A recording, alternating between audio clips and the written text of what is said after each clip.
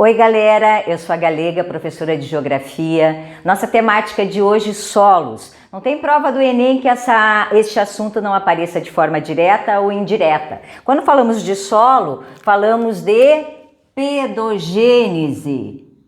Quer dizer, a origem da transformação da rocha. Isso corresponde a uma camada superficial da crosta, que também é chamada de litosfera. É claro que essa camada ela tem uma composição.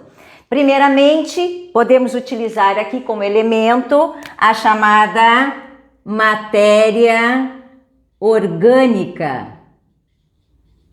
Esta matéria orgânica, quando ela entra em decomposição, nós vamos chamar de humus. Então, precisamos da decomposição. Beleza. Segundo elemento, precisamos de água. E a gente sabe que essa água tende a infiltrar. Então, nós temos um processo aqui de infiltração. Beleza? Terceiro elemento, precisamos de ar. Quarto elemento, precisamos de minerais. E da onde saem esses minerais? Justamente um agregado correspondente a uma rocha. Então, para que eu tenha esses minerais, eu vou precisar da desintegração ou decomposição de rochas.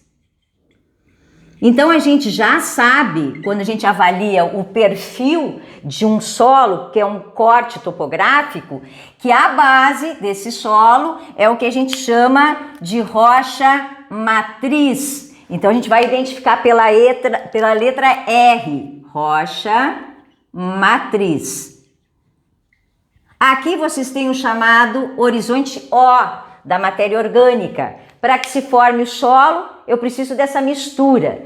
Para que eu tenha essa mistura, eu preciso da fragmentação. Quer dizer, eu preciso da desintegração ou decomposição de rochas. Então aqui nós entramos no horizonte chamado C, que é a rocha fragmentada.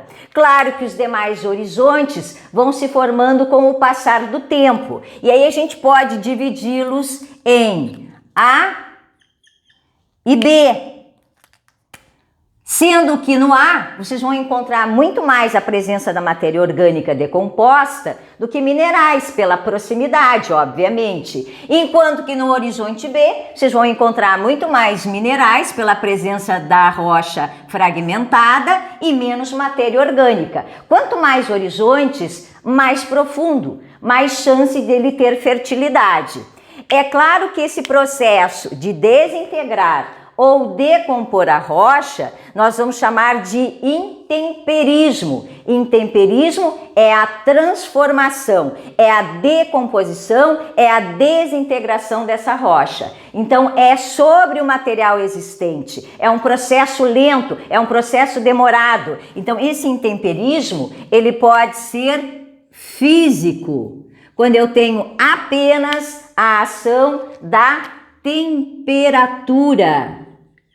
Isso vai fazer com que eu tenha dilatação e contração dos minerais e eles acabam fragmentando. Isso a gente chama de desintegração. Mas também pode ocorrer uma reação química. Então entra aqui o intemperismo químico, que vai fazer com que eu tenha dissolução. Então isso vai estar associado à presença da água.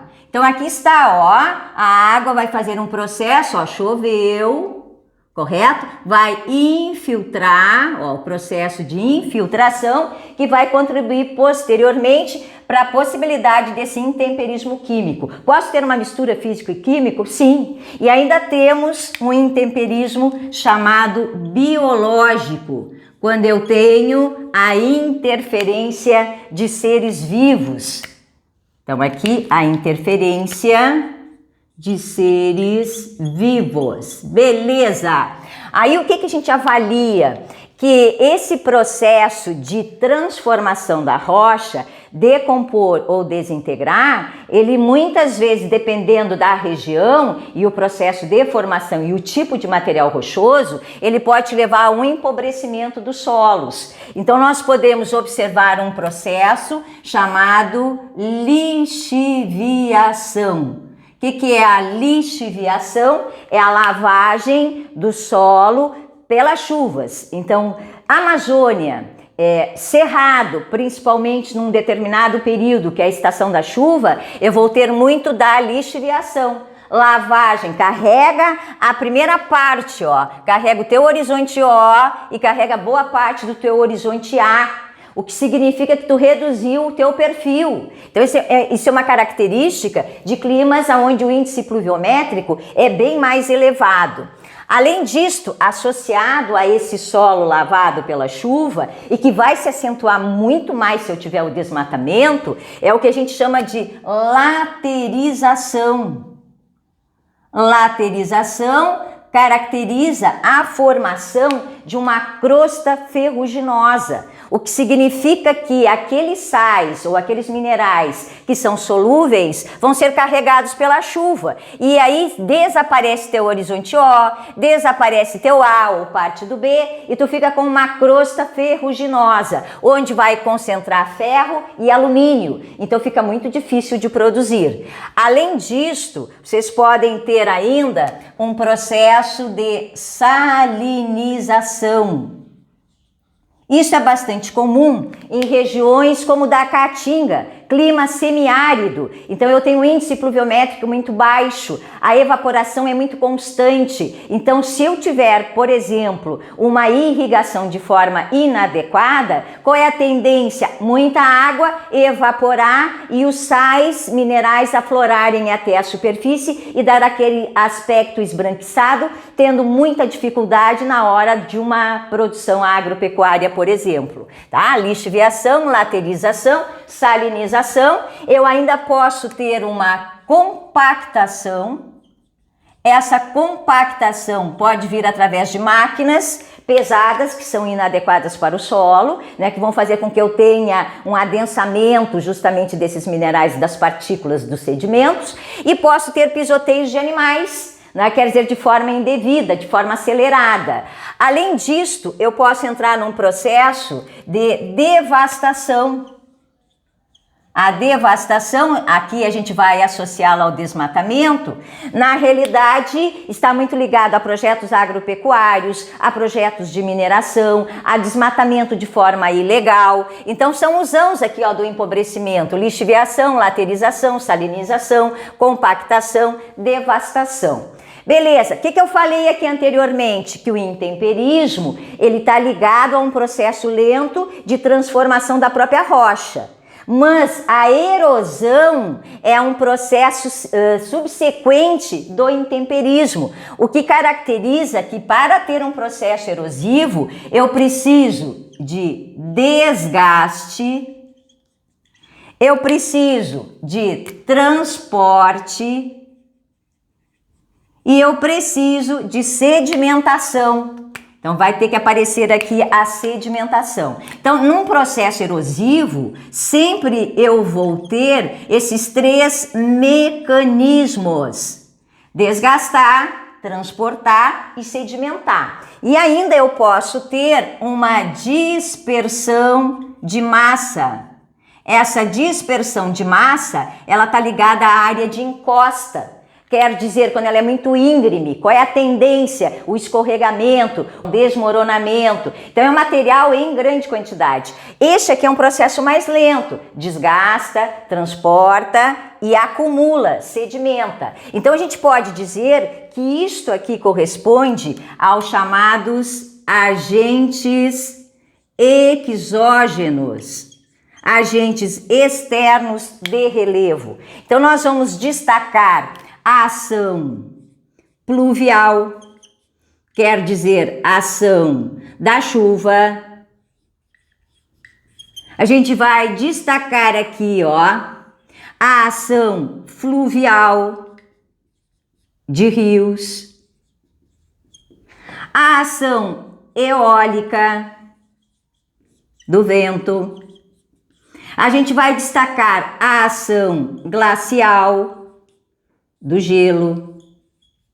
A gente vai destacar a ação marinha e também a ação antrópica, a ação humana, certo? Todos esses agentes acabam desgastando, transportando e sedimentando. Então, primeiro tem o intemperismo e depois vem a erosão. Se eu tenho essa técnica erosiva e se eu tenho esse empobrecimento de solos, eu posso trabalhar com técnicas de correção e de conservação de solos. Então, nós podemos avaliar aqui o que chamamos de calagem. Calagem é um método utilizado para adicionar calcário ao solo quando ele é extremamente ácido. Então é correção. Vocês podem ter ainda uma irrigação.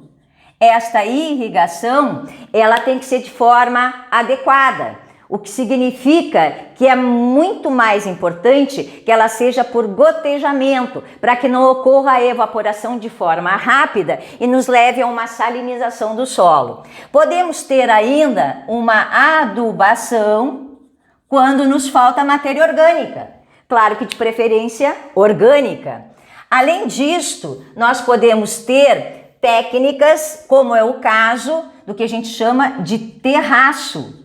O terraço é um corte que tu faz numa área de encosta para que a chuva tenha um obstáculo, que ela consiga infiltrar em maior quantidade e o seu escoamento superficial diminuir.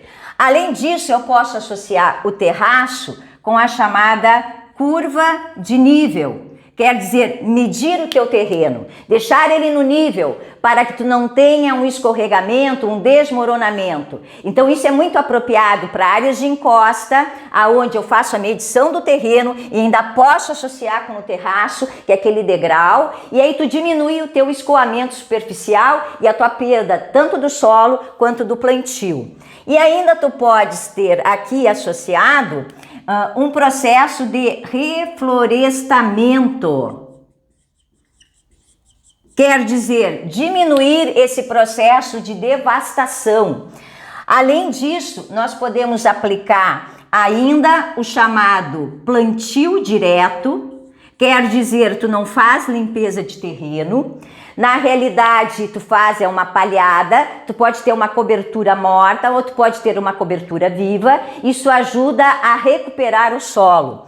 E além disso, tu podes ter um pousio, certo? O pousio também é chamado de afolhamento, o que significa que uma parte daquela área, ela fica em descanso. E quando tu utiliza na produção agropecuária e tu tens essa área de descanso, as demais estão produzindo. E aí depois tu fazes o rodízio e ajuda a recuperar e tu chega em algo que é muito falado no Enem, que é a questão da produtividade agrícola. E para fechar, tu podes usar uma técnica de rotação de culturas, o que significa que tu vai avaliar os nutrientes daquelas plantas que estão sendo introduzidas no solo, se elas utilizam os mesmos nutrientes ou não, soja e trigo, e aí no próximo plantio eu alterno, dá tempo de recuperar esses nutrientes. Então vejam, o que nós abordamos a composição, o processo de transformação da rocha, o processo erosivo, o empobrecimento e as técnicas de correção e conservação de solo.